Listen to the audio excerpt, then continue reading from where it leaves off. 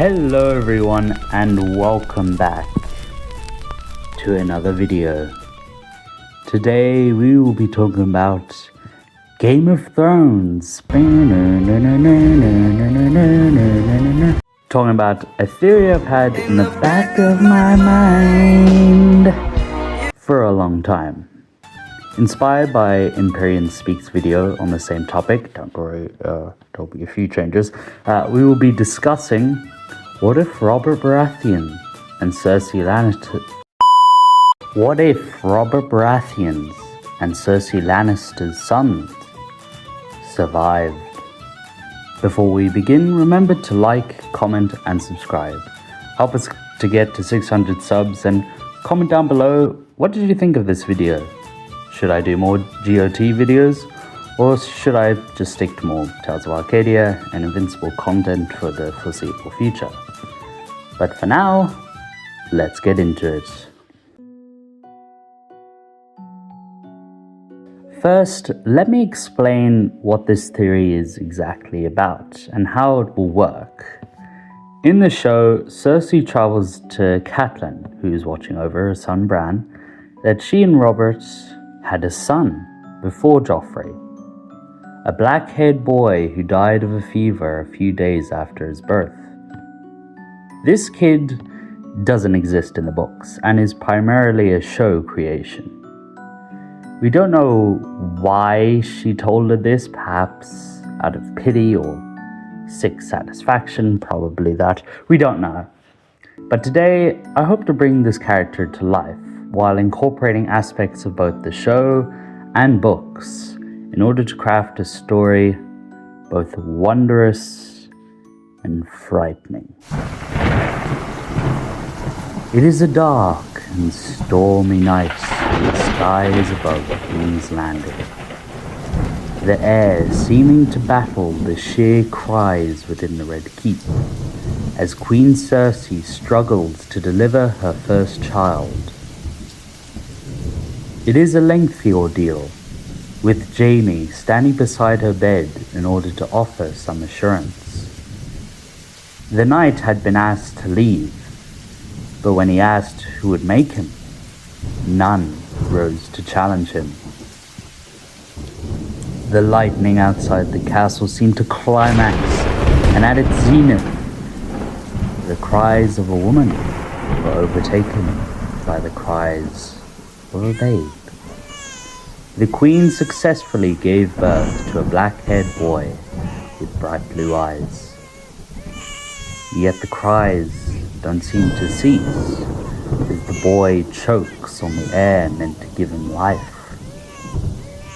Robert returns from his hunt, still wet with the blood of a stag, and offering to his wife a newborn child. But when he walks in, on tens of maesters trying to treat the boy of his affliction. The maesters work tirelessly over the next few days, coming in from all across the kingdom in order to save the future heir to the realm. Cersei becomes more and more distraught over her son's worsening condition, and at her lowest point goes to the Sept of Baelor to make a plea. I pray to every god within this forsaken world to make my son well. Please let him live. Let him live, and I will love him. I will love him more than any person I have ever loved. With that, the boy's health begins to improve. No one can name what spurred this sudden change in health, but regardless, he is healing. At first, Robert and Cersei are very careful with the boy, to the point that they refuse to let any servant hold or even feed him, taking all the responsibility for his care themselves, with only the maesters and Jon Arryn allowed to see and hold the boy. Within weeks, the maesters find that he made a full recovery, and the realm can finally rejoice when the first heir to the throne is announced to them. Yet many, after hearing the story of his birth, are very skeptical, citing the child's illness as a bad omen for times to come. Yet they are all silenced by Robert, who will not have the survival of his son be the rallying cry for ambitious lords to prey on his downfall. Over this time, Robert and Cersei developed a type of friendship here, them both taking great strides to ensure the boy is kept safe and loved in his early days, slowly growing to appreciate one another's company as they both care for the boy, who they name Lionel.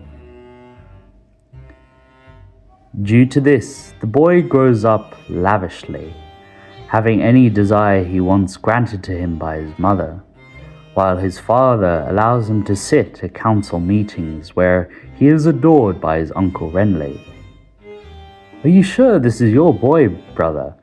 He is far too happy to be a Baratheon." "Well, little brother, let's see. Boy, what is our house words?" The boy puffs out his chest and says, "Ours is the fury." And he begins to beat his chest to the laughter of both his uncle and father.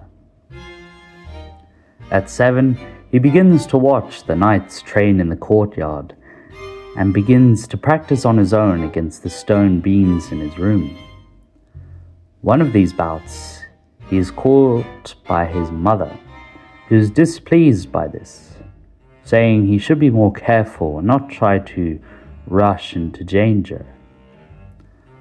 "I was only playing, Mum. It's not like it's a real sword." "But I've seen where this leads to, and the fire in your eyes is the same fire your uncle had when he trained." Lionel continues to push his point until his mother wraps him in her arms and tells him about his birth, how he had gotten sick, how she had prayed to the old and new gods in order to save him, and his dramatic change in health. "That is why I want you to be careful. I almost lost you once. I can't lose you again." She believes this will make him stop his training, and it does for a time.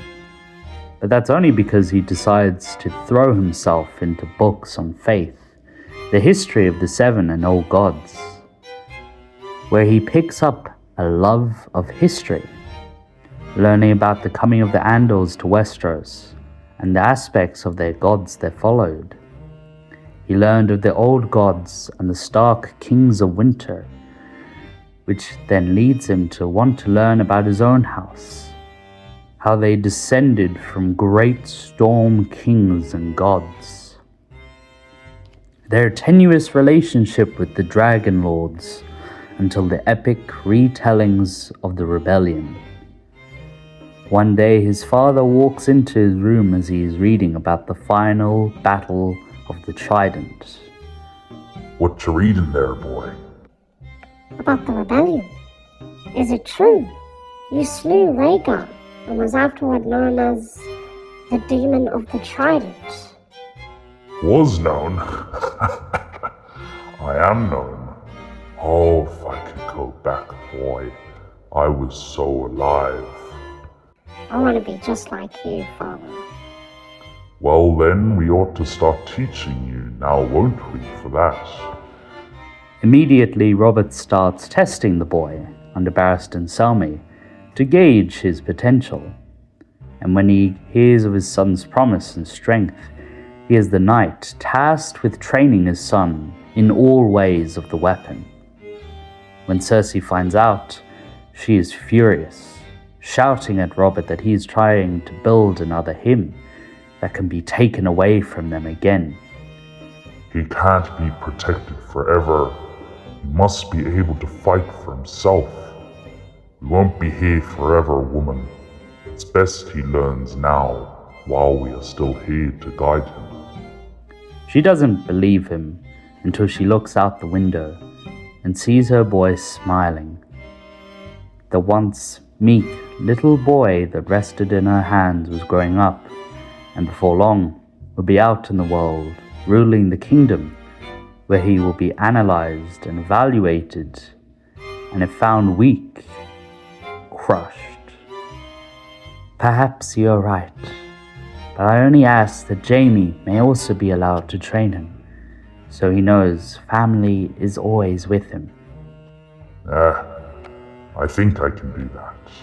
While Cersei and Robert may not always get along, they do want what's best for their boy, and want to provide a stable home for him to turn to. This leads to them having another child, this one being a daughter who Cersei names Joanna. Despite the name, she is almost entirely Baratheon, save the green eyes that link her to her mother. Lionel takes well to the training and being an older brother, as he is often seen reading stories to her before she sleeps, about their house's ancient history, holding her gently in his arms as he recounts the conquering of the Stormlands and their ancestor Orys marrying into the Durandons and creating House Baratheon. While in training, he takes well to both Barristan's and Jaime's training, having endless resolve and strength to wield any weapon, especially favoring great weapons like swords, axes, hammers, and maces. The two notice, however, his great fury, as when he fights, he enters into a state of bloodlust. Calm yourself, young one. Control your rage. It takes time, but he slowly refines it into a cold storm. Always waiting, but held in check. His father watches in pride as his son becomes a mini him in a way. Strong, large, boisterous, and not afraid to speak his mind in small council meetings, which he starts attending more, and drinking and whoring less. He puts it up that he wants his kingdom to remain stable for a seamless transition for his son. But he also wants to live up to the image his son and now daughter have of him. A strong king and a warrior that no man can defeat. Eventually the Greyjoy rebellion begins, and Robert picks up his hammer in preparation to ride out. I want to go with you. I know, boy, but your time will come. And when it does, you will descend upon your enemies in fury. With that, the king leaves, hugging Cersei goodbye and kissing his daughter on the cheek, vowing he'll return. Due to staying in better shape and actually leading the kingdoms over the last decade, more houses rise up to help the crown beat back the Iron Islands, and when Balon is brought before him, he gives a just punishment. Balon Greyjoy, for disturbing the king's peace, your reward is death. Raising his hammer up, he crushes Balon's head and shows to the realm that the crown is still strong and unwilling to suffer dissent. Years pass, and Lionel grows into a handsome young lord, charming with the lords and a monster on the training yard. Many lords saying that he will be a second Robert reborn, to his pleasure and his mother's chagrin. Despite what people say, however, he seems to be the perfect mesh of both, having Robert's fury and strength, while having his mother's, or at least his grandfather's, cool temper and sharp mind on history and war. Despite a better start, Cersei soon falls out of love with Robert over the years, and with her son becoming more distant due to his training, she falls back into the arms of her brother, birthing two golden-haired children, Joffrey and Tommen.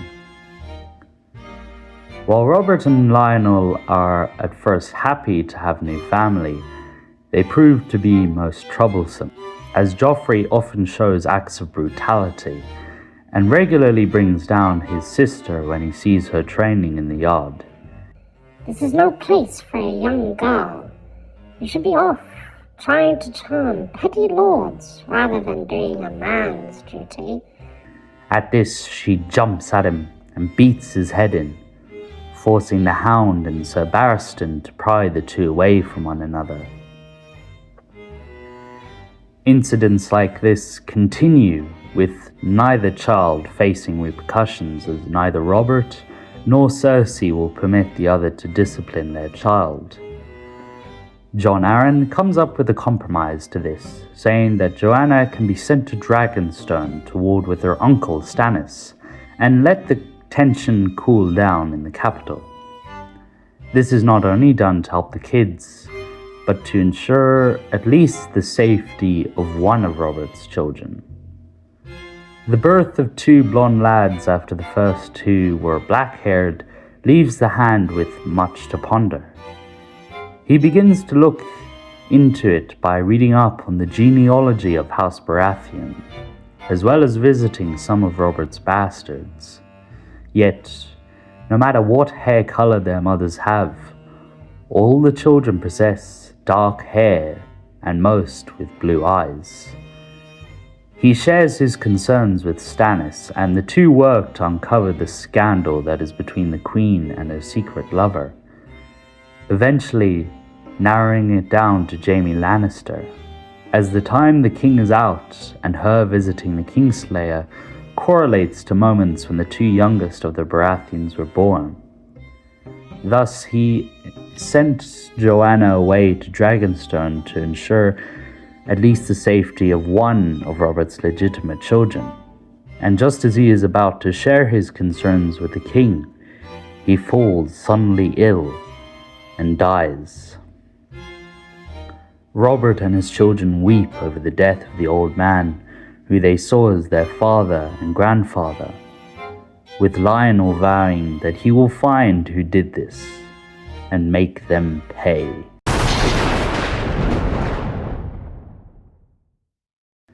Thus does Robert and his family make their way north in order to appoint Ned as the new Hand of the King, and to propose a marriage pact with his son and eldest of Ned's daughters, Sansa Stark.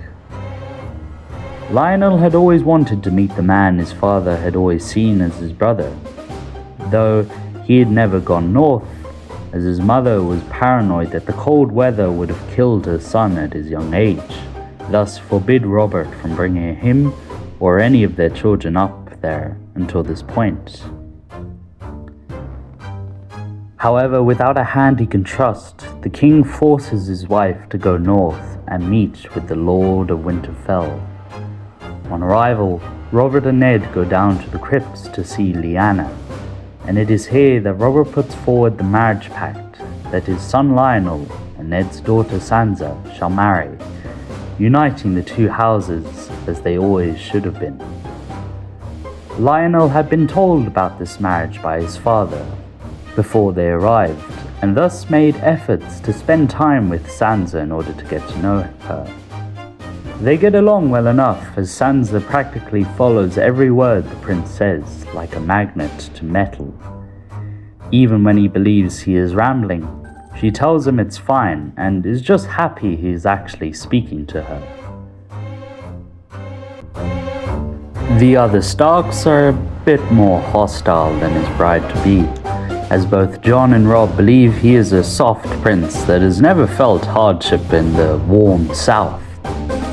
Yet when he beats them both on the training yard, they tackle him to the ground and fight as if they've been brothers the whole time. You're strong for a southerner, and you're small for a northman. They all burst out laughing, and later have a competition to drink as much ale as they can, before being scolded by both their mothers. Lionel is especially fascinated by the direwolves that constantly follow the Stark children. He asks about how they found them, and why they seem to be more tamed than most dogs despite being wild animals. He's startled to learn that the direwolf's mother had made it past the wall and into the countryside where it had tried to get food, but had been gored by a large stag, where it proceeded to give birth to 6 pups. Strange. I know. If I had not been there myself, I wouldn't believe it. Indeed. Later that night, the story still lingers long in Lionel's head. How had the wolf made it past the wall? What happened to its pack or mate?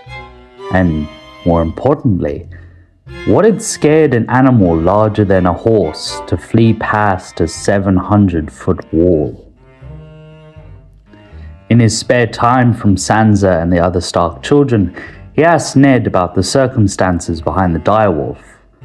How had it gotten past the wall, and if it was a female, what had happened to the mate? However, the Lord of Winterfell is unable to answer his questions, as no report came from the Night's Watch about a breach, and no messages have come to them about any sightings of more of its kind. So it just appeared out of the blue, for no reason? I doubt that, said Lord Stark, but with no leads or evidence of how and what the wolves are, they're just a mystery. Lionel understands and goes to leave, seemingly leaving it at that. The next day, Bran falls from the tower, and the royal party decides to stay a few more days in order to make sure he will recover. Lionel personally offers his condolences and even comforts Sansa over her brother's condition, and confirms from the Maester that the boy will live. He even travels to Bran himself, where he finds Lady Catelyn sitting beside his bed.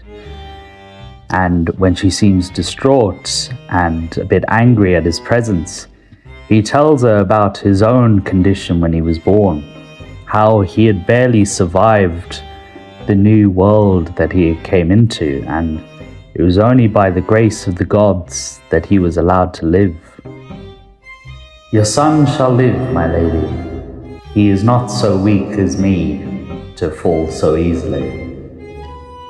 Eventually, the royal party has to leave and begin to make their way down the neck and into the Riverlands. They make a stop at the butcher's homestead, and Lionel decides to take Sansa on a walk in order to show her the warmer climate that she's going to have to get used to. On the way, they spot Arya and the butcher's boy playing by the lake.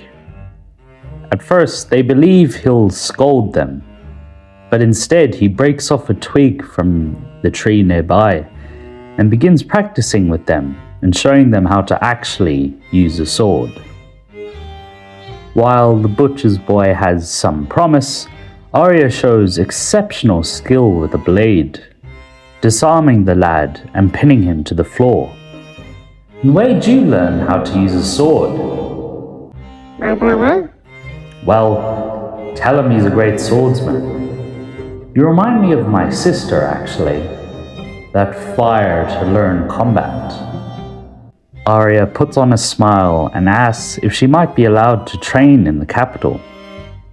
He responds that he'll see what he can do before challenging her to a bout, which results in her and the butcher's boy tackling him to the ground, with the 2 wolves, Nymeria and Lady, jumping on top of him and licking his face, leading them all to laugh.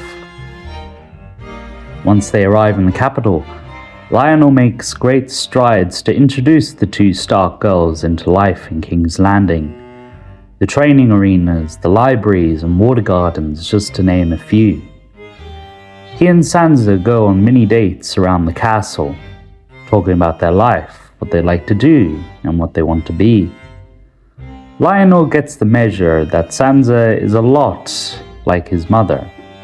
Traditional, and very much interested in the finer things in life, and starts buying Sansa dresses for her to try on and show off. While Arya, he notices, is very much uninterested in such things, and thus convinces Sir Barristan to begin training her, as well as his youngest brother Tommen, in basing fighting styles. Sir Barristan is more than glad to provide lessons for the prince and young lass, and begins their training in earnest, much to the pleasure of both his father and the new hand, Ned. Thank you, Lionel, for making my daughters feel at home. We will be family soon enough, Lord Stark. Best to make sure they are all well taken care of and happy. Ned claps him on his back before making his way to his new office in the Tower of the Hand.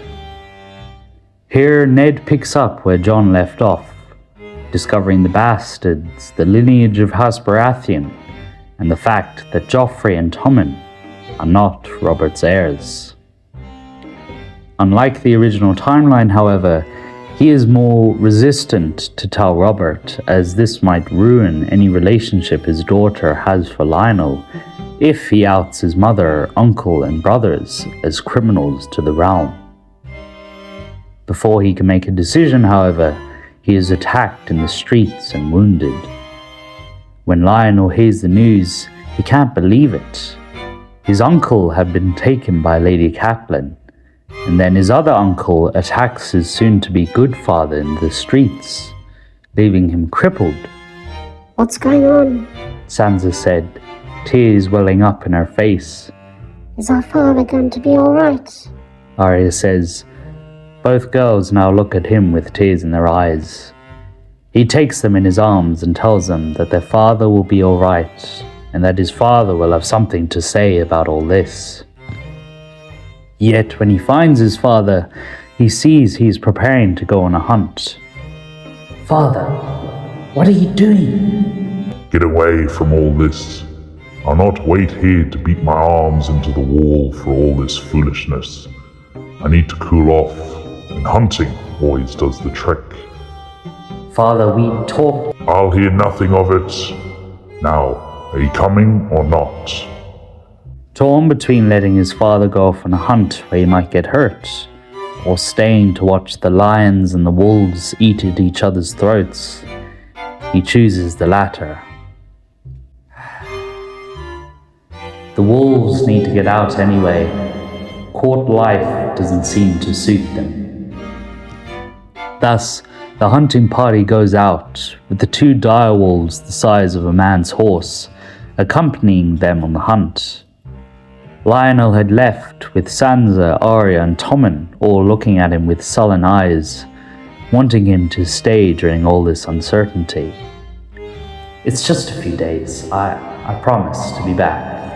And when I do, this will all be sorted out, okay? This did little to soothe their nerves before he brings them into a hug. He looks over to see his brother Joffrey, who just seems to be over the whole thing. Keep out of trouble, yeah? Or I'll have the hound kick your head in. The boy looks up for a moment with fury before relaxing and embracing his brother. Can you bring back a trophy? Joffrey said. That I can do. The last to see him off is his mother, who surprisingly tries to talk him out of the hunt. I'll be careful, Mother. You know I'm smarter than to consume ale or act foolishly on a hunt. I know, just if anything happens, it won't. I have the hounds, I have the wolves, and most of the Kingsguard with me. There's nothing in that forest I can't take down. With that he leaves, Cersei looking helplessly as she prays to the gods that only her husband be hurt, and that her boy come home safe and sound. The party makes its way to the King's Woods and sets up shop in their usual camping site. The wolves, who he had thought would be overeager and run to the forest first chance they got, stay very close to the camp, and specifically him at all times. Like an unseen force is holding them close for his protection. Once the camp is set, horses are mounted and the company departs into the woods. Yet, something's off. His father, usually a bit more cool-headed and tempered, is shouting wildly into the forest, even dismounting from his horse to go into the forest. Lionel rides over to him and sees Lancel giving him his beverage of wine. "What do you think you're doing?" Just making sure the king stays hydrated. You know how these days have been, my prince. Well, stop it, or you'll be nice meat for the wolves to feast on. The choir shudders back in response until the king speaks up. You worry too much, my son, He said, still wet with the amount of wine he had downed. We'll have this hunt over before the day's up. Perfect time to work this out. Father, I really think you should... But before Lionel could finish, a massive boar emerges from the rush and heads straight toward the unaware Robert. Unsure of what to do, he rushes forward in front of his father, taking the full force of the boar's strike onto his horse, which tips onto its back and launches him into a tree, splitting his head and causing him to fall into a sleep. His father falls into a rage at this, and he, the wolves, and the rest of the hunting party charge into the boar. It skewers the king, but in the process takes his spear to the heart, with the wolves pouncing onto its legs and back, finally bringing it down. Renly rushes over to see his nephew knocked out and his brother bleeding on the floor. The two wolves nestled next to the fallen prince. "Get the maester, now!" Quickly do the hunting party gather the king and prince onto a horse and ride straight for the capital. When they arrive, chaos spreads. The king is dying, and his eldest son is left in a coma from his injury, with even Grand Maester Pycelle unsure if the boy will ever wake up. The first to rush to his side is his mother, who has equal amounts of fury and pain etched on her face. And soon do his siblings, the Starks, and even the Hand himself come to see him. But no matter what is done, he doesn't wake. He looks more like a corpse than even his father, as his skin is turned pale and his eyes dark as shadows. The only thing indicating he is alive is the steady breath that leaves his mouth every few minutes. The king is even worse, having a deep hole stabbed into his side that is bleeding profusely. They already know he won't survive the next few days. Robert is in despair. His son, his little boy, is practically dead, and not even the healing of every maester on hand can save him. And thus, with a broken heart, does Robert Baratheon, first of his name, die. After this, the halls of the Red Keep are quiet, with not even servants making much noise, as the king is dead, and his son may very well join him.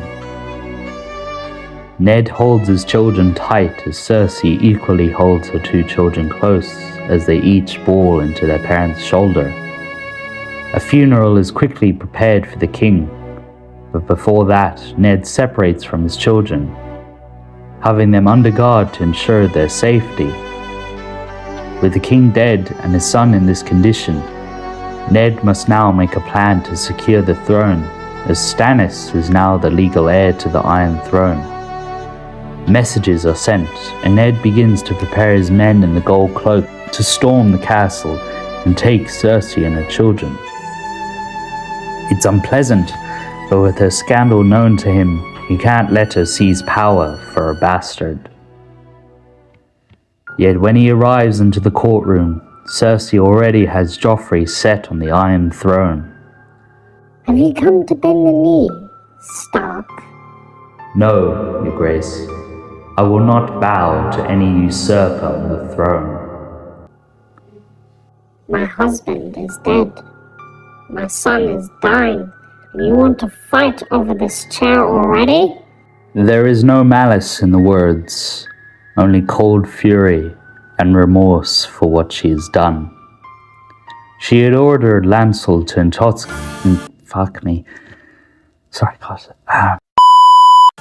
She had ordered Lancel to intoxicate her husband in hope he would die on the hunt, never realizing her son might not come back, and now may live his life a cripple, if he ever woke at all. The Queen orders his guards and the King's guard to take Lord Stark hostage in order to force the North's capitulation. In an instant, the room explodes into chaos as swords and steel ring off plate and flesh. Ned's men fight hard, but there are just too many of them, and they push them back and capture Ned. Arya realizes something is wrong and makes an escape through Maegor's tunnels, while Sansa is taken by the guards. They had expected to face the dire wolves, yet when they find the two beasts, they see them resting by the bed of the prince, and when they approach, they growl and snap at them. Valuing their lives and seeing that the two beasts aren't going to leave, they lock the door and continue the slaughter that echoes through the hallways. By the time the killing is over, Ned is taken, the North rises in rebellion, and Renly rides off to raise his army in the Reach. The War of the Five Kings has just begun. Thank you to everyone who decided to watch until the end, and as always, may the glory of Merlin be with you always.